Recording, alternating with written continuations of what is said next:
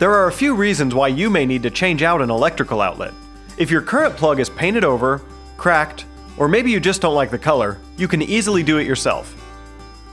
Please note, this video only covers changing electrical outlets for aesthetic reasons. If your outlet does not function from issues such as a short or a fire, then you should not attempt to replace it and should instead consult a professional electrician.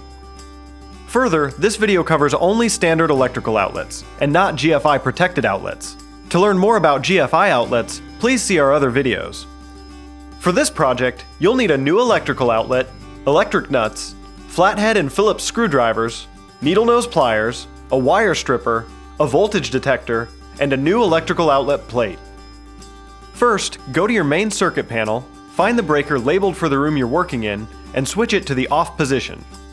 Use your voltage detector to make sure that the outlet has no power. Next, unscrew and remove the plate.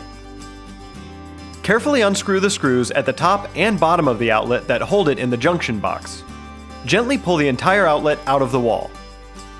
Make a visual inspection. If you notice any exposed wires, put an electric wing nut on them. Now, find where the wires are attached to the outlet. If it's an old receptacle, you may have to insert a screwdriver in the side to release the wires. On newer receptacles, loosen the screws on the sides just far enough to release the wires. If you can't release them, clip them close to the connection and then carefully strip away the insulation to expose the copper. Make sure the wires aren't frayed at all. If they are, clip the wire and insulation for a clean connection. Curve the wires around the screws, black wires on the hot side and white wires on the other. Be sure to check for labeling on the back.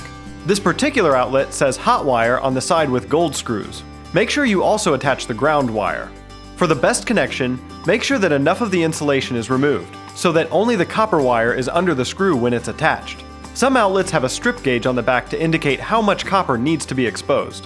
With the wires connected to the new outlet, gently push it back into the junction box. Secure it to the junction box and install the new cover plate. But be careful and don't over-tighten the screw as it can crack the plate. Lastly, turn the circuit breaker back on for the room. Test the outlet to make sure it's in good working order, and you're all done. If you have any questions about this process, call Beck and Specs at 443-844-9801.